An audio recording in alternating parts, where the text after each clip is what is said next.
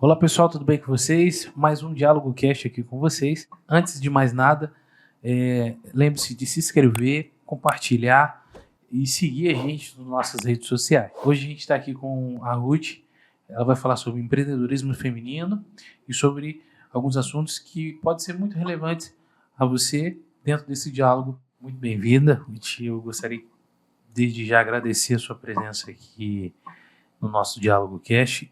E queria que você se apresentasse um pouco mais, falasse sobre o seu trabalho, sobre sua empresa, aquilo que você transmite para as pessoas. A gente vai falar sobre vários assuntos aqui, pessoal, e a Ruth vai se apresentar agora nesse instante. Fica à vontade. Primeiramente, gostaria de agradecer o convite, é um prazer estar aqui com vocês. Boa tarde para todos os ouvintes. Então, para quem não me conhece ainda, eu sou a Ruth, sou psicóloga, voltada para a área organizacional. Sempre atuei nessa área, consegui meu primeiro estágio em recrutamento lá no primeiro ano da faculdade e fiquei dentro dessa área. Trabalhei muitos anos em consultorias, 9, para falar a verdade, e aí na pandemia eu revi muitas coisas, que não faziam tanto sentido, e uma delas era o recrutamento, porque eu me sentia enxugando gelo, e eu fazia recrutamento para várias multinacionais aqui da região, e algumas práticas do recrutamento me incomodavam, eu vi muitas mulheres sendo demitidas na licença, depois do retorno da licença maternidade, eu vi muitas vagas não sendo preenchidas por mulheres, porque o gestor falava assim, mas e se engravidar, como que vai ser? Eu vi muitas pessoas negras não entrando numa vaga, porque de forma indireta o gestor falava, mas tem um jeito, alguma coisa assim que parece meio malandro, e algumas coisas me incomodavam, mas eu não sabia dizer de onde vinha esse incômodo, ou o que era aquilo. E aí, na pandemia, eu pude trabalhar de casa e comecei a estudar um pouco mais sobre a área de treinamento, a área de diversidade, até que as coisas que me incomodavam começaram a ser nomeadas. E aí, diante disso, eu decidi sair da área do recrutamento para trabalhar com cultura organizacional. Então, eu fundei a Propulsão Consultoria, que é uma empresa de impacto social, onde a gente visa transformar a cultura das empresas por meio de treinamentos corporativos, levando um pouquinho a respeito de temáticas de diversidade, de combate ao assédio, e em paralelo a isso gerando transformação na vida das pessoas que são impactadas pela empresa, que aí entra o nosso braço social, que é Pretas Empreendedoras. Puxa, legal. Você pode falar um pouco mais sobre esse projeto? Achei a gente iniciar, então, já sobre esse assunto. Pretas Empreendedoras, hoje tem esse nome, mas no meio do caminho, ao passar dos anos, foi mudando muito de nome. Começou até mesmo antes da empresa ser formalizada, quando eu ainda trabalhava no recrutamento, eu sentia uma vontade de fazer algo pela sociedade, eu fui uma pessoa que foi muito beneficiada por programas sociais, vim de uma família totalmente desestruturada, fui uma filha da violência doméstica, passei muitas privações financeiras, então eu fui a pessoa que recebeu Bolsa Escola, Bolsa Família, fiz faculdade pelo ProUni, e aí diante disso eu me sentia na responsabilidade de fazer algo pela sociedade. E na época que eu trabalhava com recrutamento, isso lá em 2019, em janeiro de 2019, eu falei, fazer uma roda de conversa, A pessoa já trabalhava bastante, mas queria fazer alguma coisinha, e aí eu comecei a buscar espaços, e aí, ao longo de 2019, todo mês eu fiz uma roda de conversa com mulheres, e na época eu pedi o espaço da Biblioteca Municipal, fazia um encontro gratuito, e isso foi crescendo, e aí, ano passado, em janeiro, eu fui convidada para participar do Conselho da Mulher Empreendedora e da Cultura, que é o CEMEC, aqui ligado à CIAP de Barra Mansa, e estar lá me fez ter um olhar mais voltado para as questões raciais, né? Enquanto uma mulher negra, eu entendo, né, que a gente vivencia o racismo, só que quando você ascende socialmente, quando você passa a acessar alguns lugares, você não vê mais seus pares. E aí, quando eu participava dos eventos de empreendedorismo feminino, né, que eram promovidos, vários cursos e ações, assim, incríveis, e eu não via mulheres negras. E aquilo começou a me gerar um incômodo do porquê as mulheres negras não frequentam esses ambientes, será que elas não se sentem à vontade, será que elas não acessam de alguma forma? E aí o projeto que eu já vinha fazendo, né, de um contato mais próximo das mulheres, desde 2019, foi nichado, né, desde o ano passado, e aí hoje a gente tem um grupo, aí já tem mais de 100 mulheres aqui no Sul Fluminense, a gente também faz alguns eventos, em julho, inclusive mês passado a gente fez um encontro, né, em comemoração ao Dia Internacional da Mulher Negra, esse ano foi no SESC, né, em parceria com as associações aqui da cidade, foi bem legal, e também um trabalho aí de mentoria, de cuidado, de mostrar para essas mulheres que através da educação, não somente a educação formal, né, mas você estudar sobre seu negócio, estudar sobre formas de crescimento, marketing, enfim, qualquer assunto a gente pode sair do lugar comum de subalternidade, né, porque infelizmente quando a gente pensa em mulheres negras, na grande maioria das vezes a gente vai pensar na mulher negra que trabalha na área da limpeza, né, minha mãe é uma mulher que representa essa classe, né, não tem o ensino fundamental completo, trabalha como auxiliar de serviços gerais, e eu entendi que chega desse lugar, né, e aí, já que eu consegui, de alguma forma, através da educação, romper com essa bolha, eu estou buscando outras mulheres para junto comigo, e aí a gente faz caravanas, faz várias ações, mês que vem agora a gente está indo uma caravana para São Paulo, para Festival da Rede Mulher Empreendedora, né, e aí é muito legal, porque isso abre caminhos na nossa mente, né? A grande virada de chave da minha vida foi no 3º ano do ensino médio. Minha mãe sempre incentivou a educação, apesar de ser uma família muito simples, que às vezes a gente tinha que dividir uma latinha de sardinha por 4 pessoas, minha mãe sempre incentivou muito a educação, a gente sempre estudou muito. E aí, quando eu estava no 3º ano do ensino médio, eu fui babá de um casal de pastores da minha antiga igreja. E eles viajavam muito, eu ia junto. E aí, em casa, eu via precariedade. Quando eu estava fora, eu via restaurantes, passeios. Eu falei, então quer dizer que aquela realidade não é para todo mundo. Se existe outra realidade, então eu também quero. E aí, ter vivenciado outras realidades me fez querer crescer, me fez querer ter ambição. As pessoas acham que a palavra ambição é uma coisa ruim, não é, a gente precisa querer isso, né? E aí, hoje, o meu papel é trazer ambição na vida dessas mulheres, quando a gente faz um evento de qualidade, quando a gente leva elas em caravana para o Rio, para São Paulo, que elas acessam outros ambientes, é para que elas, né, entendam que existem outras possibilidades que elas podem acessar. Eu acho muito interessante, a gente trouxe aqui no nosso diálogo o secretário de Cultura, o Bravo, né? E eu até falei com ele sobre isso, que em anos atrás, em outros tempos, a gente não tinha tanto acesso à cultura ou informações sobre projetos que a gente pudesse participar, a gente que trabalha com essa área.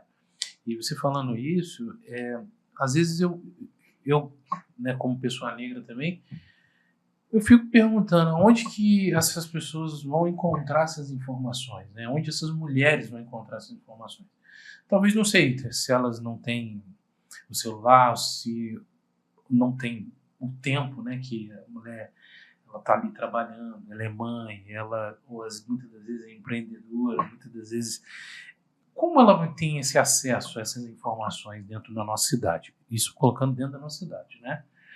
Ela tem algum lugar que ela pode ter esse acesso direto? Você pode falar para a gente? As entidades aqui da região promovem bastante ações, né? Exemplo do SEMEC, né, que eu estive, dentro da CIAP, continua tendo várias ações de empreendedorismo, né? O próprio Sicomércio, o CDL, as mulheres podem se associar, ou até mesmo Pretas Empreendedoras, né, que é um grupo voltado para isso. Isso mas... tem um Instagram, tem Tem o Instagram, Facebook, tem. que hoje todo mundo tá na internet, Tem, né? Então, a gente tem que estar, né? A gente tem um grupo fechado no WhatsApp também. Mas, assim, se eu fosse dar um conselho, para além dessas associações, né? E aí a internet a gente alcança o Brasil todo, eu vou falar do Sebrae, porque na minha jornada empreendedora fez muita diferença, né? Eu fiquei 9 anos CLT, então quando eu decidi empreender eu não sabia nada.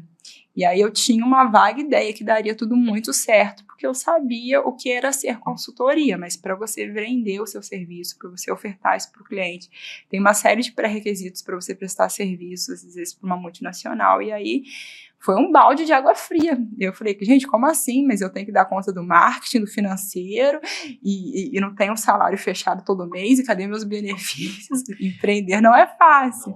E o Sebrae fez total diferença na minha vida. O primeiro programa que eu participei foi o Sebrae Delas. E o Sebrae tem custos muito pequenos, sabe? São taxas simbólicas, porque tem o subsídio do governo. Depois do Sebrae Delas, eu fiz o Sebrae Startup Win, que é mais voltado para startups, né, desenvolvimento de plataformas. Hoje em dia eu estou no Impacta Sebrae, que já é voltado para negócios de impacto social. Então, fora as consultorias, né, que eles oportunizam, eu acho que vale muito a pena estar próxima deles. Tá, joia. Assim, vou fazer algumas perguntas que são referentes. Você falou que tem uma empresa e essa empresa atualmente ela ajuda. É uma empresa de impacto social. De impacto social, mas ela ajuda especificamente mulheres ou pegam todo mundo? Como que né, vocês...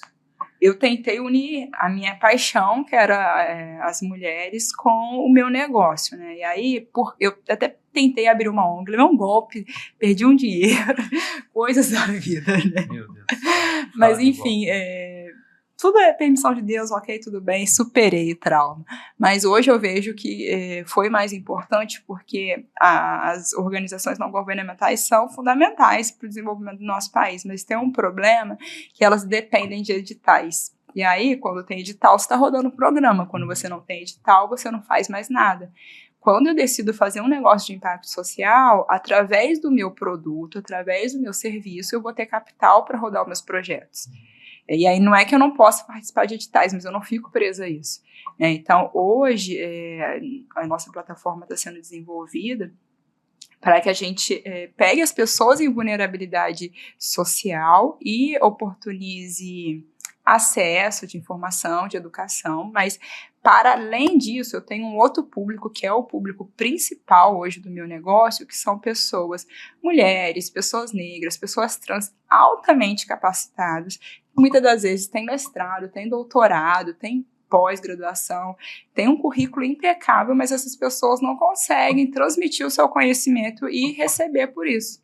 Então, a gente faz a ponte entre essa pessoa que é altamente capacitada e habilitada com uma grande empresa, né? Então, por exemplo, quando eu vou falar sobre assédio, junto comigo sempre vai uma advogada negra ou uma advogada mulher branca, mas é o público que a gente atinge. Quando eu vou falar sobre liderança, eu levo uma outra pessoa que também faz parte do nosso projeto. E aí, para cada tema que a gente trabalha dentro das empresas, hoje a Propulsão atua com os mais variados assuntos de educação corporativa. Para cada tema, a gente tem uma cartela de profissionais que prestam esses serviços localmente. Aí que está a diferença, porque às vezes aqui no Sul Fluminense é algo que me incomoda ainda muito. Eu vejo pessoas muito capacitadas que não têm oportunidade. Aí quando tem às vezes um projeto, por exemplo, de diversidade, eles vão lá e contratam uma empresa de São Paulo. Qual que é a dificuldade de você contratar aqui no interior, como se aqui não tivesse pessoa habilitada? E tem, sabe? Tem gente aqui que estuda e que busca muito, que às vezes vai lá fora estudar e volta, e aí você está aqui usufruindo do espaço e não é capaz de gerar renda localmente. Então, essa é uma briga nossa de mostrar para as grandes empresas, para as grandes corporações, que localmente a gente tem pessoas muito capacitadas. A gente precisa também, a gente está vivendo um momento, né? Entrando num momento agora que é um momento político, né? entender isso também, né? Que avaliar. Acho que eu acredito que o povo hoje não está tão disperso das situações, né? Então, assim, se você escolher políticos errados, vão criar coisas, leis que não favorecem absolutamente ao povo local. Às vezes se favorece ou favorece um só, um determinado tipo de público. Então a gente tem que avaliar essas propostas, projetos. Como eu trabalho com audiovisual, a gente visualiza muitas pessoas preocupadas apenas em estruturas, né? Na rua ali, sabe? Só que esquecendo muitas das vezes da educação, né? Que eu acho que é um ponto-chave para uma cidade melhor, um país melhor. Sim, né? assim, o meu lema é isso, a educação como agente de transformação social. Porque a educação mudou minha realidade, né? Não foi o Bolsa Família que mudou minha história. Eu não passei fome porque ele me ajudou. Mas foi um cursinho gratuito do Senac de RH que me fez conseguir meu primeiro estágio quando eu já estava na faculdade. Foi o pré-vestibular da CEDERJ que me fez conseguir minha bolsa de estudo. Então, assim, educação transforma. Educação. O pessoal precisa avaliar novamente isso, né? Não é briga de poder, avaliar porque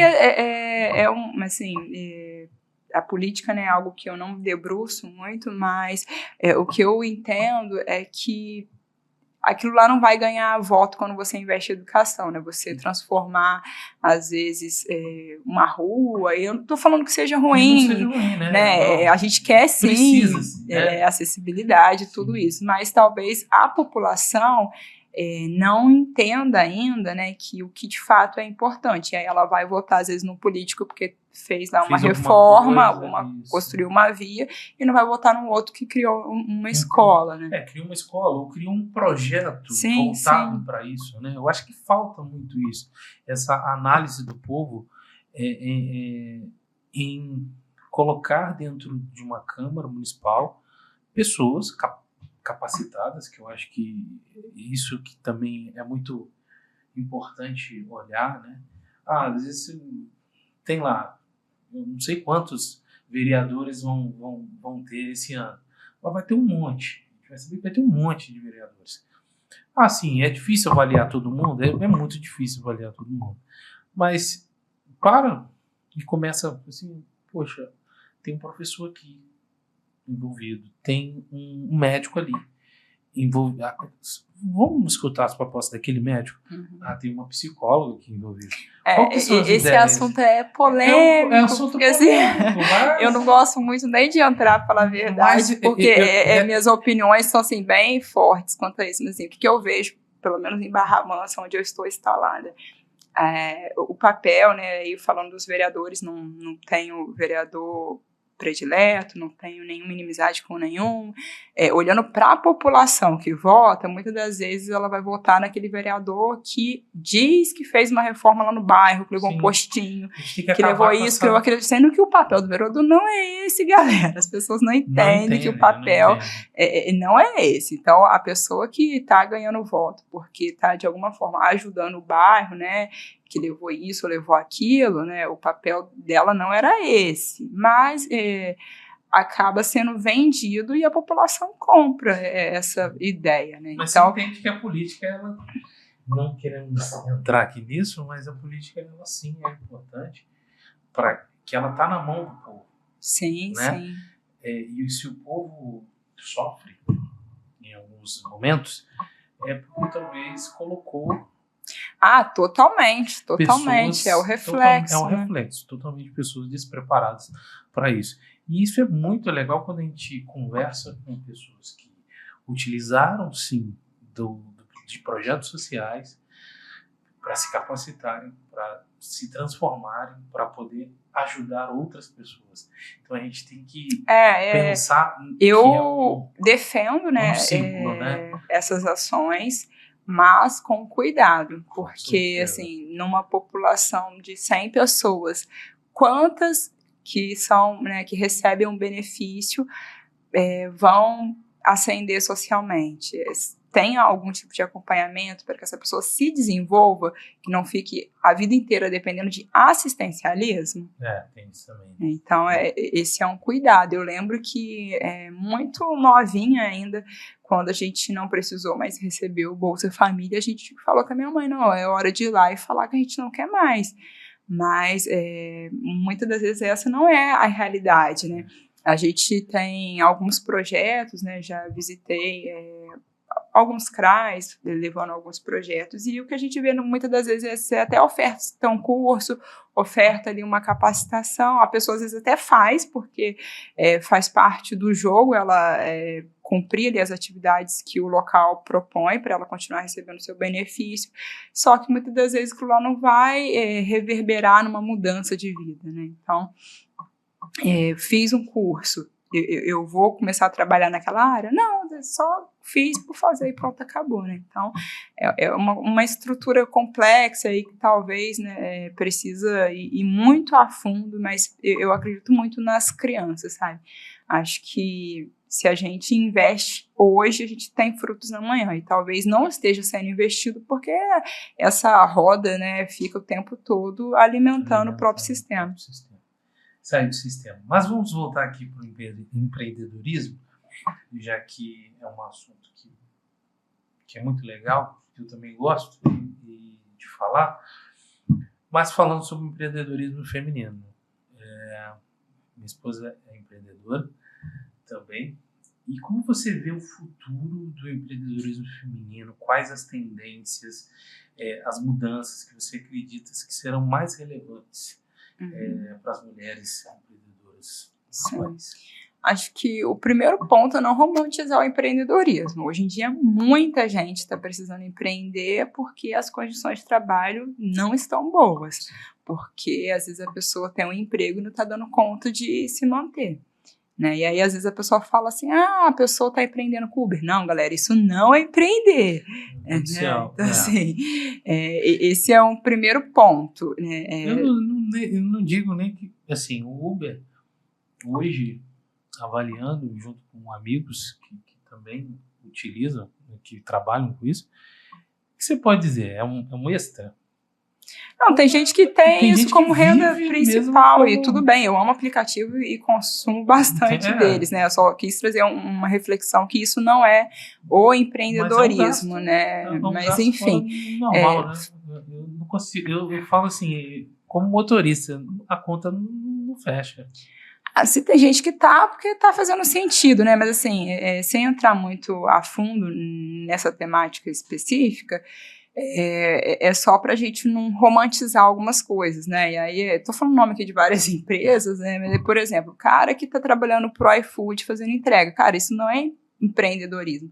Ele tá conseguindo sobreviver, show, mas ele não vai ficar rico com isso, você tá entendendo? Ele só ampliou um pouquinho. O que seria o empreender com o Uber? O cara que tem 5, 6 carros e coloca os motoristas para rodar para ele. Ok, fora isso não é. Esse é o primeiro entendimento.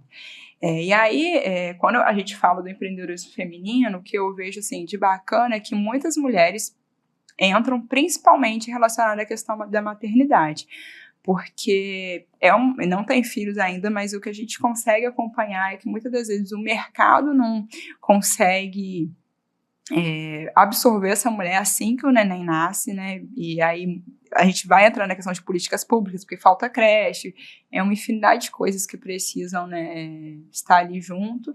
E aí, se essa mulher não tem uma rede de apoio, família, que possa ficar com essa criança, ela não consegue voltar para o mercado de trabalho. E aí, o que ela faz? Começa a empreender com algo.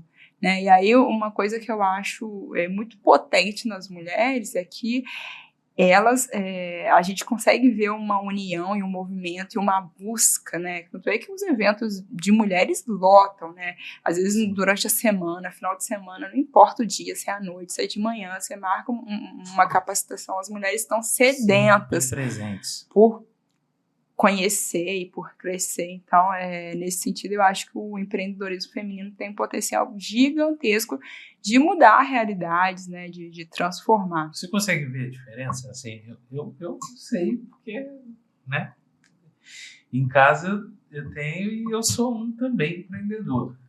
E aí minha esposa fala que você precisa se organizar nisso, você precisa se organizar nisso. E existe essa diferença, um homem e a mulher. Tem homens que são muito bons empreendedores, mas eu acho que a presença feminina nesse os números dizem isso, né? Assim, que hoje elas são- as mulheres são maioria no empreendedorismo, mas infelizmente os números também mostram que não são elas que faturam mais. E aí, seja por conta de uma questão de dupla jornada, de não conseguir se dedicar 100% ao seu negócio, porque ela tem a casa, porque ela tem os filhos. São N fatores, né? Mas hoje, apesar das mulheres serem maioria, no universo do empreendedorismo, os seus negócios ainda não são lucrativos. A maioria dos negócios ainda são mês, né? Que é um faturamento ali de até R$8.000 por mês. Aí a gente fala 8 mil, a pessoa, uau, que salário bom. Só que isso é o que está entrando, não quer dizer que é o que você está lucrando, né? Porque aí você tem um gasto, às vezes, de mais da metade com o seu insumo, enfim. Então, a gente tem que trabalhar, e aí essa também é a minha luta, para que as mulheres, né, que estão empreendendo não só sobrevivam com seus negócios, mas que elas, de fato, prosperem. A gente vai entrar em um outro assunto depois, mas para finalizar sobre essa questão do empreendedorismo, queria que você falasse qual o papel da sua mentoria, né? Porque você também dá mentoria, na sua rede de apoio, suporte para o sucesso das mulheres empreendedoras e contar para a gente uma experiência, né? Que você lembre. De benefício ao estar é o senso de comunidade, né? Eu gosto até daquela palavra aquilomboamento. A gente usou essa palavra do aquilombar no nosso último evento, que é, de fato, você estar num ambiente seguro, um ambiente onde você pode compartilhar suas dores, onde você entende que você não é a única que está passando por determinado desafio, onde uma outra colega vai mostrar que ela já passou por aquilo e que ela tem um percurso, que ela pode te dar um caminho para que você acesse por aquilo. Então, esse senso de comunidade eu acho que é de suma importância. E aí a gente tem vários exemplos, né? Eu tenho como algo que já é meu, né, divulgar muito essas questões de educação, para além dos cursos, dos treinamentos, né, educação formal também. É algo que eu sei o quanto muda a realidade. E aí, quando teve o último vestibular da CEDERJ, eu lembro que eu fiquei colocando lá no grupo, falando, meninas, vai, é de graça, vocês vão conseguir e tal. E aí, uma das meninas do grupo hoje está cursando pedagogia e para algumas pessoas pode ser, tá fazendo faculdade, mas quando você conhece a realidade da pessoa, né, que já é uma pessoa, né, que é um pouco mais velha, que já tem filhos, que jamais se viu dentro de uma universidade, aí a gente fala assim, vale a pena. Vale a pena insistir. Vale muito, muito a pena. Ruth, um assunto que a gente acabou conversando aqui antes de falarmos, que difunde muito nas empresas sobre o assédio. Você pode explicar um pouco mais as diferenças para que o povo entenda? Eu sempre atuei com mulheres, né, e falava sobre violência contra a mulher, até por ter sido uma filha da violência doméstica, e falava sobre essa temática nas empresas. E quando surgiu a primeira lei do assédio, isso ali no final de 2022, foi muito natural que as empresas me procurassem para falar sobre essa temática, porque, infelizmente, né, o maior número de assédios são contra mulheres. E aí, só dando uma explicação rapidinho do que seria isso, né, o assédio ele pode ser tanto moral como sexual. E o público, né, além das mulheres, majoritariamente vão ser os grupos minorizados, pessoas negras, população LGBT, e um ponto que às vezes causa confusão, porque o assédio sexual é muito fácil da gente entender, né? Qualquer ato, gesto que de alguma forma vá tá ferindo a integridade dessa pessoa relacionada à área sexual. Mas quando a gente fala do assédio moral, muitas pessoas ficam, mas o que é assédio moral, né? E aí um ponto que é importante a gente destacar é que o assédio, ele pode ser tanto de uma liderança, né, que vá, de alguma forma, menosprezar, vá ferir a pessoa, humilhar. Esse assédio ele pode ser de um par seu, de um colega, né, que tem ali o mesmo nível que o seu, mas também tem essas ações, e ele também pode ser, às vezes, de um liderado para uma liderança. Esse é muito raro, mas também acontece. Aí, por exemplo, quando a gente fala, às vezes, de uma líder mulher, muitas das vezes os liderados não aceitam que essa mulher seja firme, que ela dê ordens, e aí, né, podem criar ali, muitas das vezes, um motim entre os colaboradores para difamar essa mulher, para falar mal da liderança dela. E um ponto também, né, agora falando do assédio sexual, é que ele precisa ter um fator de hierarquia. Porque no dia a dia a gente escuta falar sobre assédio para tudo. É um termo que se popularizou e tudo bem. Só que na aplicabilidade da lei, o assédio não é o que rola na rua, né? O que rola na rua é importunação sexual, o que rola no ônibus. Para ser considerado assédio e pena prevista na lei, tem que ter um fator de hierarquia. Então, até no ambiente de trabalho, se um par meu comete, né, uma questão sexual, ele vai ser enquadrado como importunação. Para ser assédio, precisa ter a questão da hierarquia, porque é como se aquela pessoa utilizasse da posição de poder dela para assediar o outro. E não só no ambiente de trabalho, né, instituições religiosas e qualquer outra instituição que tenha essa questão de hierarquia pode ocorrer o assédio. Então tá aí explicado. Muito obrigado, Ruth, pela sua presença. Desde já te agradeço pela disponibilidade. Gostaria que você desse as considerações finais, falar nas suas redes sociais, fique à vontade. E muito obrigado por estar aqui com a gente no Diálogo Cast. Eu que agradeço, né, a oportunidade de estar aqui com vocês batendo esse papo. De considerações finais, eu quero falar a respeito de sonhos, porque eu acredito que são eles que nos motivam, eles que nos movem. Então, para todas as pessoas que estão ouvindo, homens, mulheres, idosos, crianças, independente da idade, situação financeira que você esteja vivendo, né, se você tem um sonho, corre atrás, dá tudo de si, porque é possível, né, ainda que seja difícil, com garra, com determinação, a gente consegue alcançar. E deixo também as redes sociais, né? Hoje eu não atuo na área clínica, então eu tenho Ruth Pereira, psicóloga, mas muitas pessoas acabam, né, me procurando para perguntar sobre atendimento clínico. Não faço esse serviço, mas eu atuo com empresas. Então, se você é RH, profissional de segurança do trabalho, que quer saber um pouquinho mais sobre os temas que a gente atua, seja de diversidade, combate ao assédio, liderança, pode nos procurar. Também tem o perfil da Propulsão, né, que é @Propulsão Consultoria. E, assim, o mais precioso que, em relação à divulgação para mim no momento, que é o @pretasempreendedoras.suflu, que eu acho que é onde a população pode ter acesso ao que a gente está gerando aqui de transformação.